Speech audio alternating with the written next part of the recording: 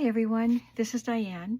I'm just going to do like the first part of a video right now because it's time for me to get upstairs and get some work done, including put my Christmas tree together. But I wanted to show you the finished covers, or almost finished covers, that I made. We did these on a video yesterday, and I'm going to collate pages. I've been cutting pages to go in these covers, and I already collated one journal, so I'll just put the rest together and you'll see what kind of pages I selected to put in the journals. So this one I didn't do anything more to. I am going to glue the buttons on there, but I did do something more to it. I glued fabric. This is fabric ticking inside, and then I sewed all the way around the cover. So I'm not going to be putting a fabric around the edge or the fold of these journals because there's fabric in here. And then I put this cow fabric in here to go along with the milk bottle, and I stitched some orange rickrack to the top and bottom. And for this one I used the Purina check. I know it's not the Purina check, but that's what it reminds me of. And that's all I did. I don't know if I'm actually going to put this barn on here, which is what I wanted to do, but it kind of blends in with the red. But I might do it, just because it's so fun. And it does say barn on that. So now I'm just going to select some pages, put them in order, and I do have to print some more of these Raspberry Road, and I still don't remember the name. Barnyard Blowout, that's the name of this journal kit. As I said in yesterday's video, when I purchased this years ago from Raspberry Road, I don't know if they're on Etsy anymore. But they do have a website. I'll see if I can find it. And I got these a long time ago, like I said, so I don't even know if they're still operating. But anyway, Raspberry Road is the name of the digital company or whatever, and this kit is called Barnyard Blowout. But they are formatted for 12 by 12, which I didn't realize. So then when I used the fit to page feature on my printer, they come out this size. So it's just about the right size for a traveler's notebook. So I have 3 of those pages in here, and I had one left over that I printed. So I'll need to print some more. So I'll just start with this one, and I'm going to add one of the authentic scrapbook papers that are really a cardstock weight. And then I have this from the Farm Journal, or Ledger, and a song page. This is part of Old MacDonald here. And then this, whatever this paper is, looks like a bandana print. Somebody sent that to me. I'm going to put a book page in here. This is Happy Days at the Farm from a vintage reader. And this says Tom and Pony at the Farm. Then I'll put another of the digitals once I get them printed. I'm going to use one of these almanac pages.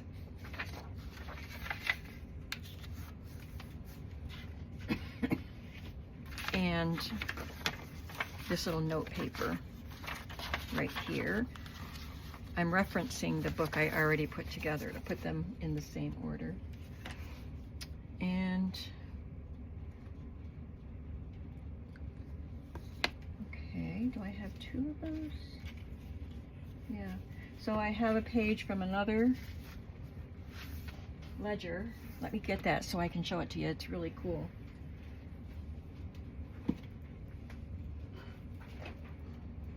Forgot I had pulled this out and I didn't get 2 more.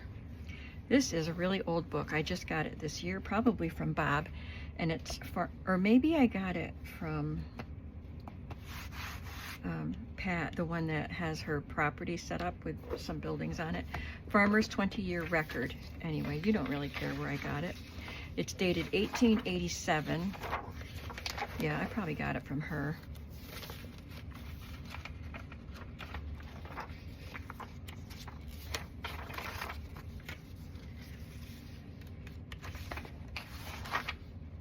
I want one, this says expense account, but I want one that actually shows that it's for a farmer in these journals. So this is a grain account.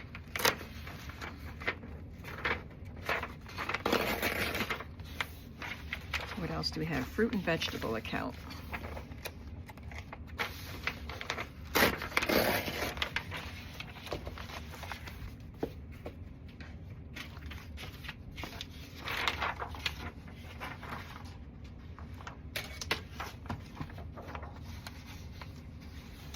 Cut that to 8 inches tall.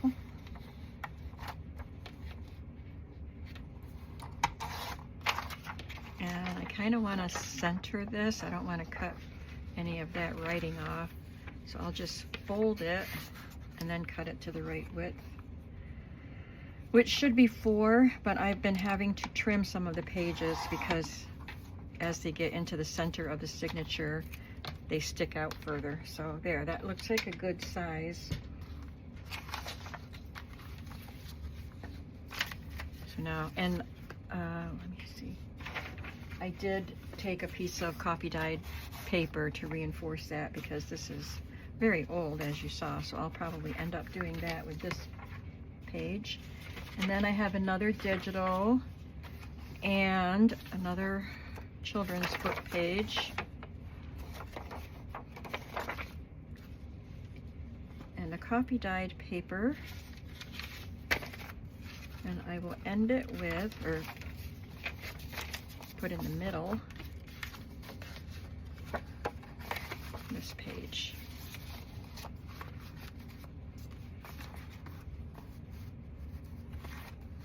Yeah, that works.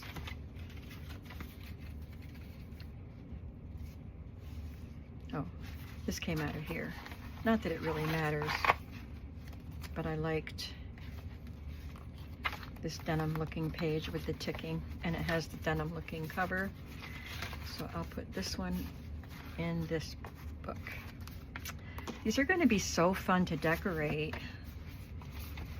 So I'm just going to do the same with this, and I'll get those other pages printed tonight. And then the next step will be to maybe add some trims to the edges of the pages. I have to do something, stamp on or embellish or stencil these white pages. Then I can have the fun of adding pockets. So this should be a fairly quick journal project, but I do want, you know, to decorate pockets and decorate tags and whatever I put in these little books, but they should be pretty fun. I love the farm stuff, so we're gonna have fun with these. I'm back. I'm going to just tack this onto what I did yesterday.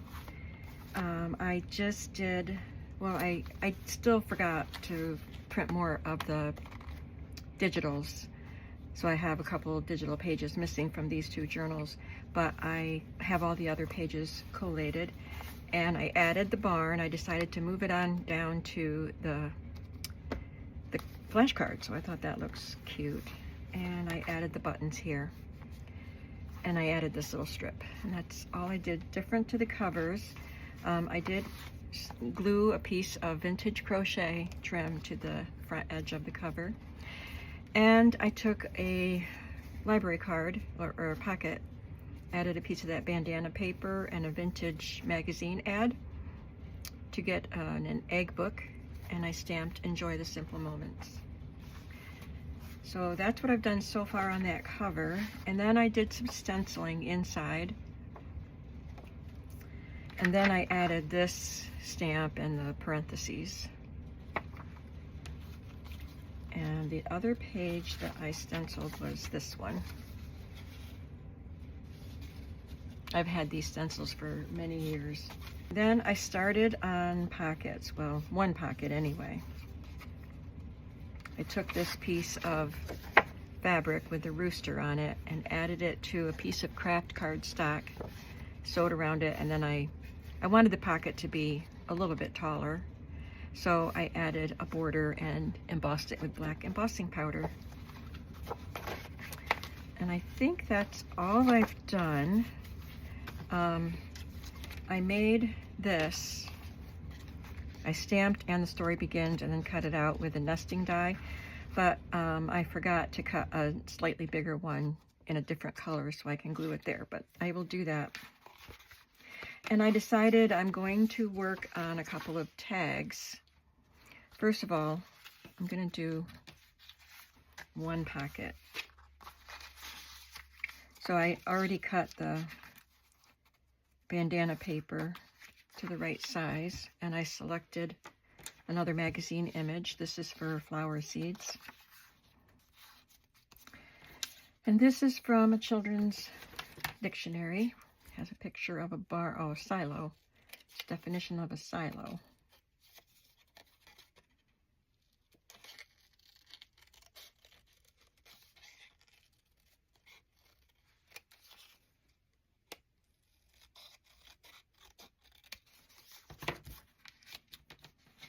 I think that would look better with a little bit of black behind it. There, that looks better.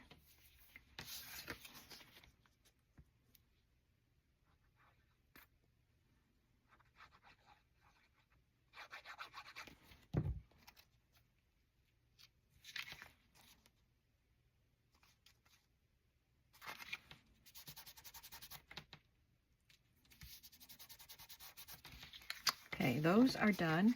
Might as well glue them right into the journals. This has the cow and the barn on the front, so I'll put the barn on this one.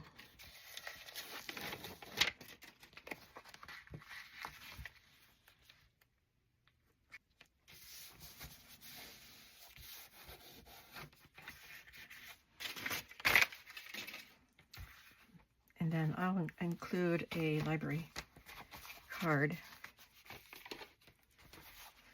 All right, now back to this. I pulled out some tags and I want to make sure they're going to fit, because I sewed as close as I could to the edge of that pocket to make it wide as it could be. And yes, that tag fits in there. So this is a coffee dyed tag. The tags have a kind of a finish on them, so it made this splotchy effect instead of how it usually looks when you coffee dye paper. And I think I'm going to stamp a background on that. I have this chicken wire background.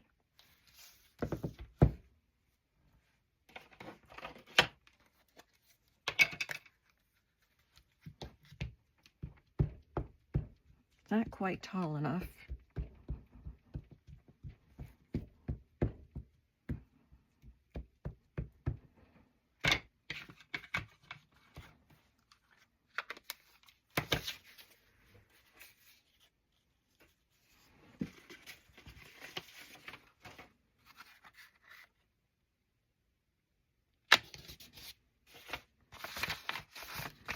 Put the paper on top so I don't rub my hands on the inked part that doesn't have the card covering it.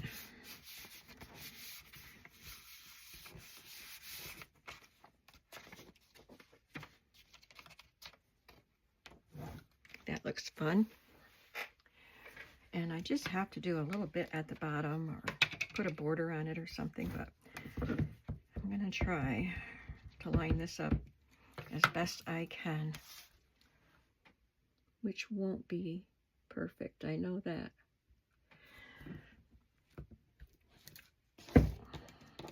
So when you do chicken wire or barbed wire, you do have to overlap them, the pieces, when you have, it's not all one big piece. Well, it comes on a bale, but you do have to overlap them and then use wire to tie them together. So that could be the overlap right there. It doesn't look too bad, really. All right, so now I have this Farm Lady and this digital for crops raised and land utilization. And I did mark on this card already how I want to lay this on here so that it has the right placement to be able to see that title. I think I covered up the mark for over here. So I have the top mark, but I don't know how far over to put it. So I must have stamped over that. So let me just see. Put her here and this there, and I can see the title clearly.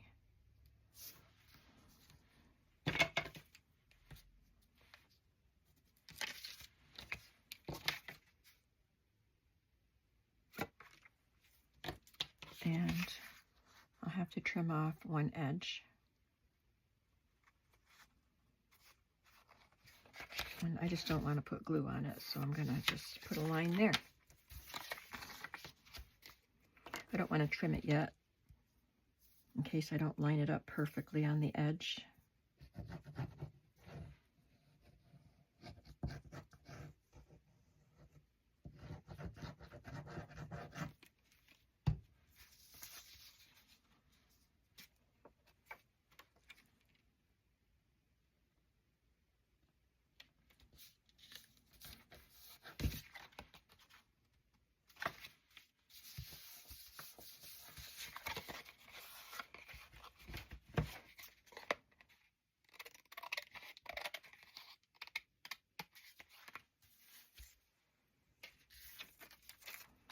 And I'm going to add this digital horse stamp.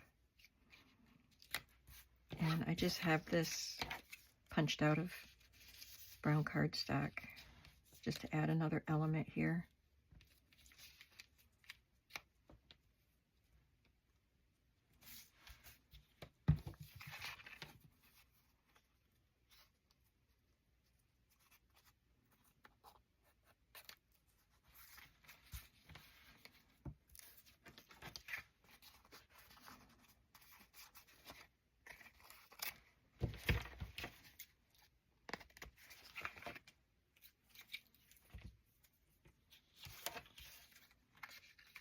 This should have been behind her, right? I think so. She's pretty fragile. I might tear her if I try to lift her. So we're not going to put it behind her.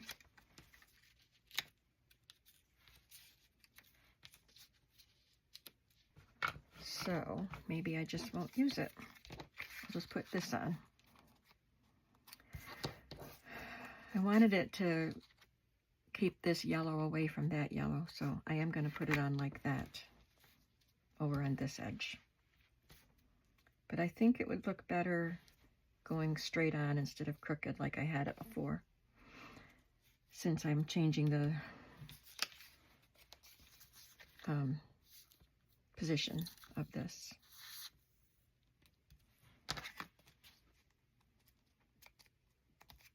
I have to look at my real stamps and see if I have any farm ones. I think if I had farm ones, I would have put them in my farm bundle, but I can look. I don't know what digital either of these came with. They were already printed. There's one tag, and I will put some twine or something up there.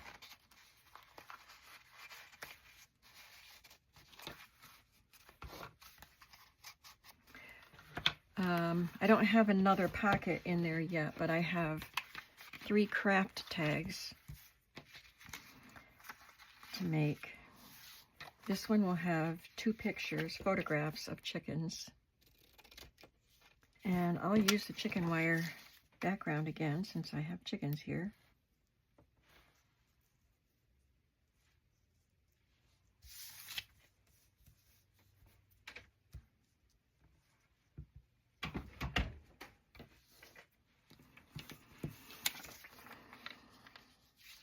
I think I'll just make that a little bit shorter It is taller than this one.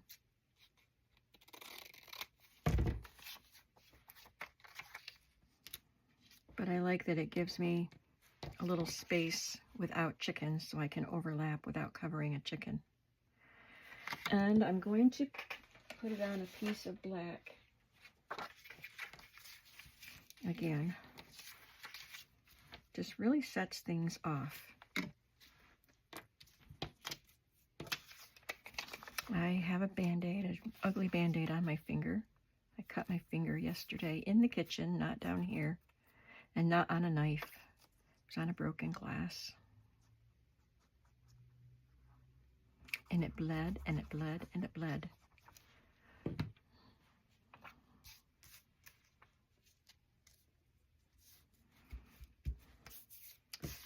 I was making dinner, and it just kept bleeding, dripping blood.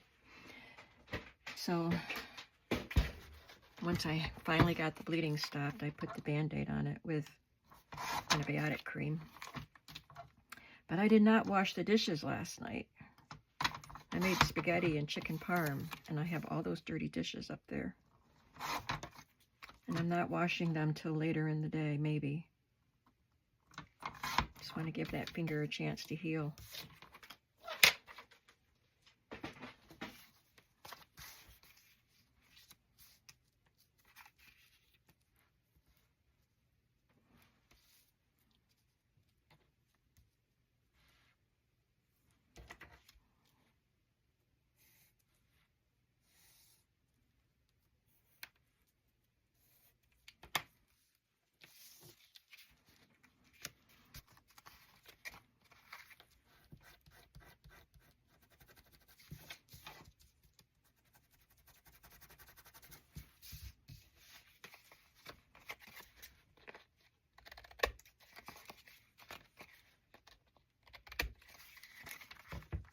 Oh, that looks so fun. I like that. I'm going to go ahead and add something to the top. I want to see it finished.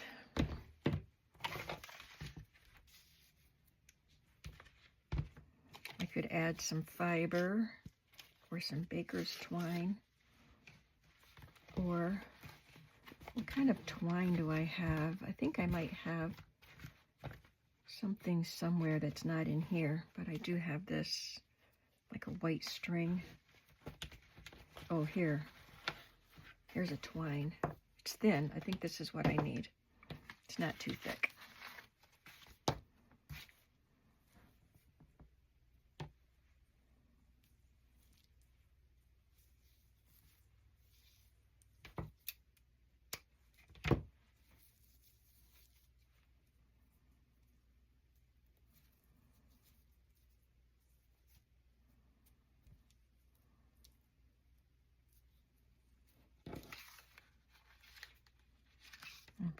I'm making it so it'll have 4 strands.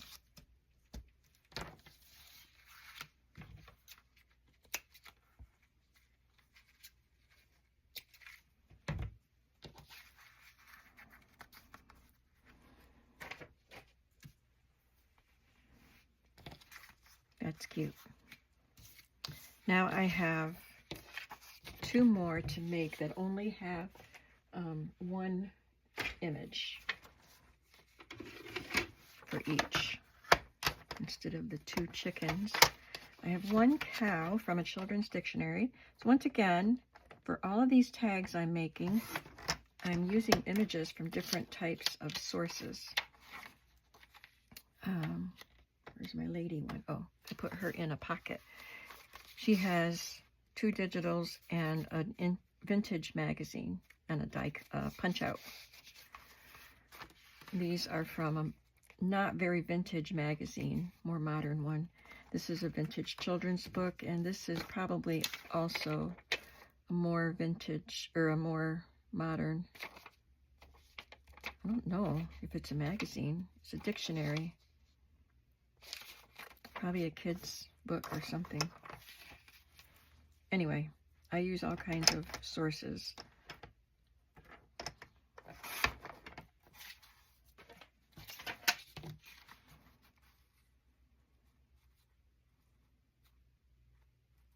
Well, I'm going to have to cut the word cow off. So I don't want to cut the cow's head.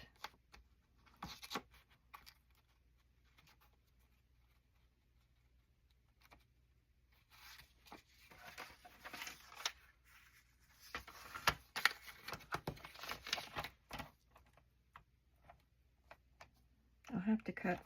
I don't think I want to cut any more of that. So I'm going to look for something else to put there.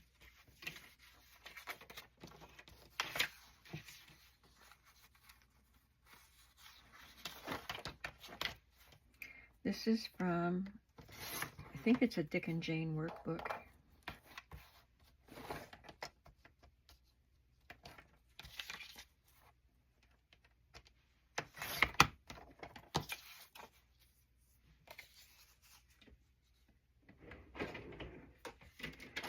And I'm going to use these stamps that look like postage stamp, or the scissors that looks like postage stamp edge.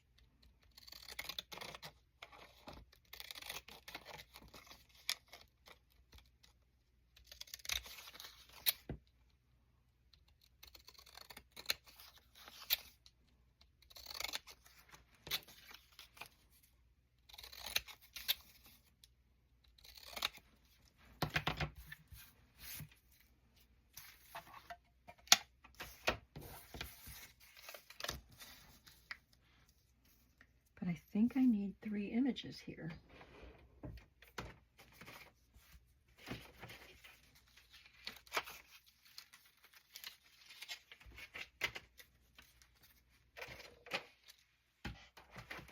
Oh, I have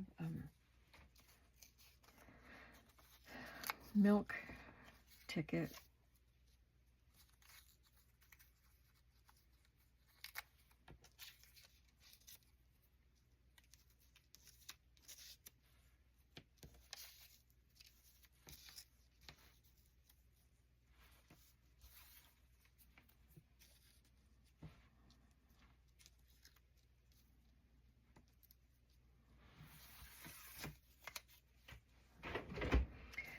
All right, I have another background I want to stamp on this.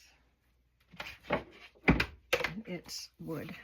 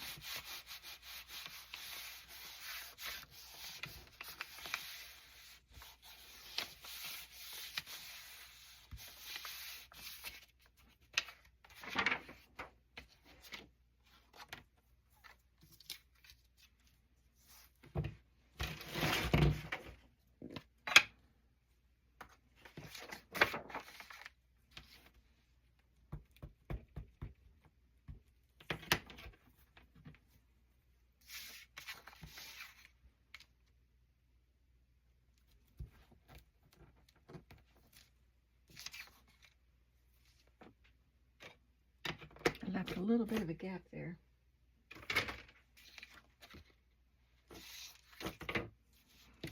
All right, now I'm going to have to back these onto something. Probably more black cardstock.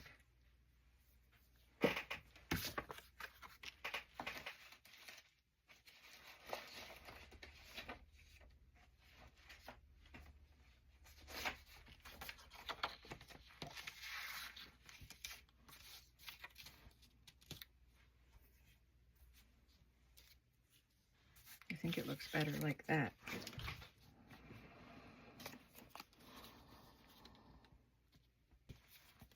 We can talk about the animals we had on our farm. I mentioned yesterday the cows and the barn cats, but we also had collies.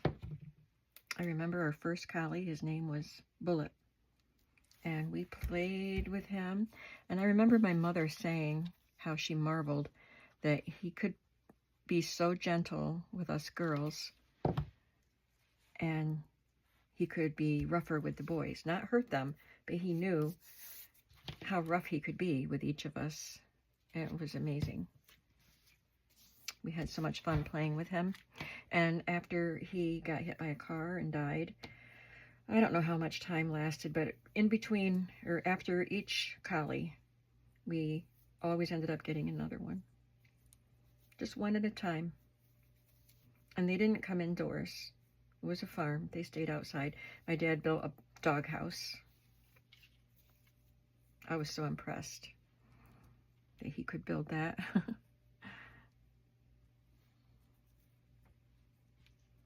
We loved our dogs. And we had, well, Dad had chickens before I was born. I'm pretty sure he didn't have them by the time I was born or by the time I was old enough to remember anything, because I do not remember chickens. But he had chickens, like a lot of chickens, so he probably sold eggs. I never asked him that. And when I was very little, we had a lamb that I don't remember. Just remember stories about the lamb. My mom said it used to knock me down in the front yard because I was very little, toddler. And the lamb would butt me in the behind and knock me down. And then when I would stand up, I was little enough that I used my hands, you know, to help me up. And like I was on all fours, and like not on my knees, but you know, using my hands to push me up. And the pig, or the lamb would come and butt me down in the behind before I could get myself up again. She didn't say I cried about it, so I probably thought he was playing. He must have been gentle. But I don't remember it at all. And we had a horse, a pony. Apparently, somebody gave the pony to my dad. So we either had a fenced-in pasture or he fenced it in. It was right next to the barn, and it was probably for the cows to go in and out of the barn. So we had the pony there, so she could go in and out. Her name was Tina. She could go in and out and be in the pasture. And we didn't really do anything with her. We didn't ride her or anything, but, you know, we went out there to visit her and feed her. But I was a teenager, and I lived in a house of 8 people. And most of us, oh, I just dropped that ink upside down. It's a dark carpet. Most of us in that house were introverts. I was definitely an introvert. I wasn't introverted with my family, but if you know what an introvert is, you know that an introvert needs quiet time, time away from people. And it's hard to find when you live in a house of 8 people. So when I was a teenager, I spent a lot of time outside by the barn where the pony was, and the dog, I think it was Skipper at that time, the collie that we had was Skipper. And he would join me when I went to see Tina.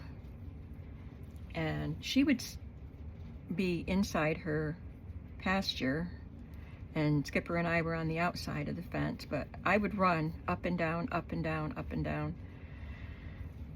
on the outside of that fence, and Skipper and Tina would run, but they didn't run full out. They kept pace with me, which was so super sweet. Both of them could easily outpace me.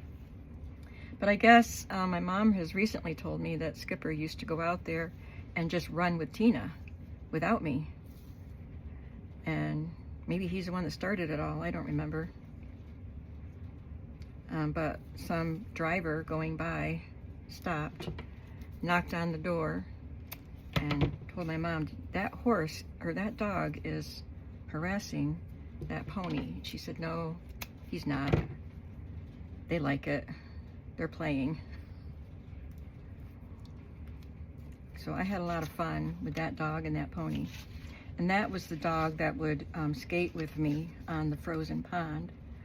I would go out and skate, just me and the dog. I don't think that was probably a good idea, that I was alone on the pond in case something happened, but of course, I didn't think about that back then. But I would go out there and Skipper would be on the pond with me and I would put my mittened hand in his mouth and he would just gently hold my hand without biting through the mitten, and he would trot along with me as I skated around the pond. Oh, what a good dog he was.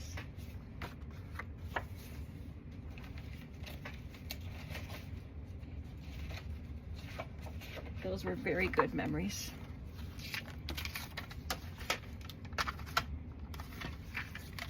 I always feel so fortunate that I grew up in the country.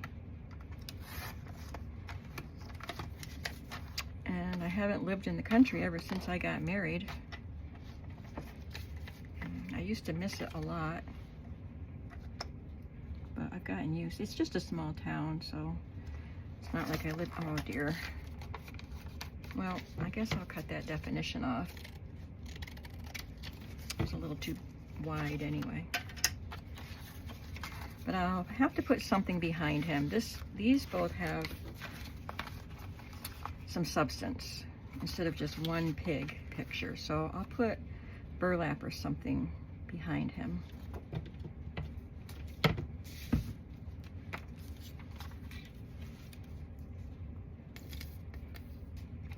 I could also talk about the fruit trees and berries and stuff we had. It's nothing we cultivated. I think there was the pear tree in the front yard. I don't think we planted it, but I don't know. I was like 8 or 9 months old when we moved into that house. We lived in my grandparents' house. My 2 older brothers and me and my parents, we lived in my grandparents' house till I was 8 or 9 months old, and then we moved into the house across the road and up the hill a little bit. And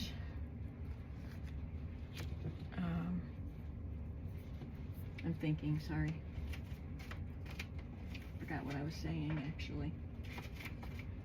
Why did I start that? Oh, the fruit trees. So there was a pear tree in the front yard. I don't know if my dad planted it. I kind of doubt it because I never saw them plant any trees.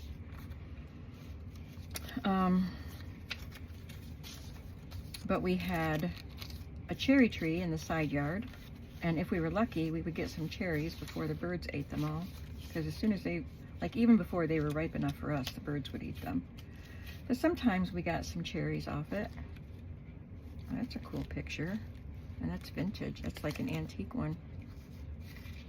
Maybe I'll put them both on there. And we had an abundance of berry bushes, just wild. They were probably planted by the previous owner, but we didn't do anything with them, and so they were kind of wild. And we loved the berries. In that field that went up the hill, I told you we used to sled down that field. It was our field.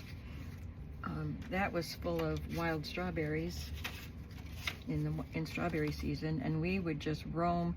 There would be kids scattered all over, just us kids, scattered all over that field, finding wild strawberries, and they are tiny compared to the cultivated ones, but oh, so sweet and delicious. My mother never got to make anything with them, because with all of those kids picking berries, we were eating them. But we did that with blackberries, huckleberries. We had one raspberry bush, which we didn't get much off of. And these were in places where, you know, we got stuck and scratched and stuff as we picked them. I remember we had this shed, like an outbuilding. I don't know what it was originally for. I do know my brothers would clean fish in there when they caught fish in the pond. Sometimes they went to like a local pond. I think we did have some fish in our pond. But anyway, I remember that they would clean fish in there. But we would have to go into that shed and pick berries through the window because the bush was right up against the shed. So we could pick them outside at the front of the bush, but to get the ones at the back, we had to go in the shed. It's quite an adventure picking berries, but fun. I mean, it was just something we did every summer, pick the berries. And did I say we had a peach tree up by the barn, but it didn't produce fruit every year, and I don't think I ever had a really good peach off of that tree. So should I leave it like that or put something in between? I think I'll just leave it like that. I like it.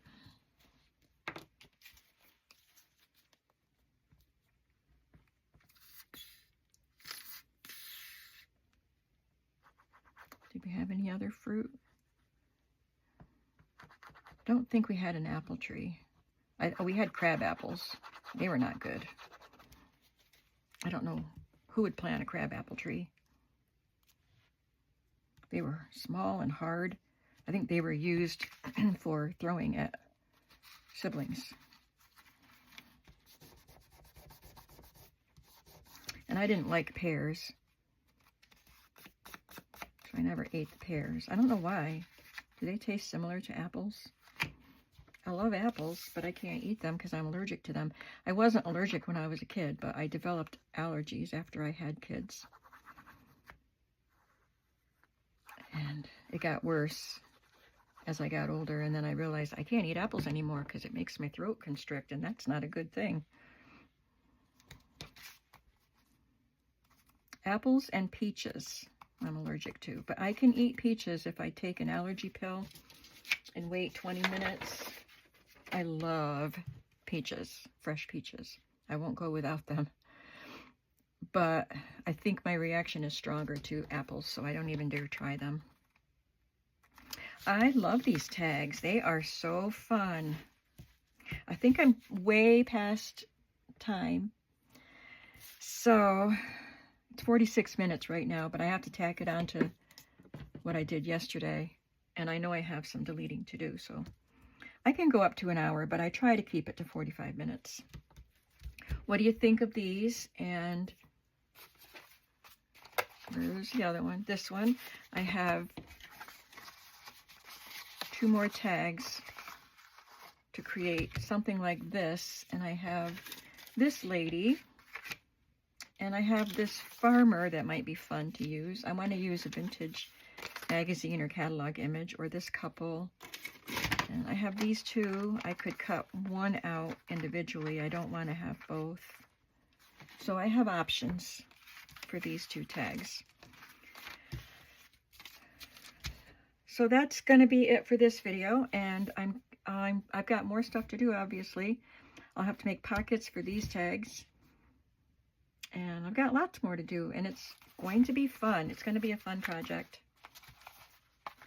I'll see you in the next video. I hope you're having a creative day today. Bye.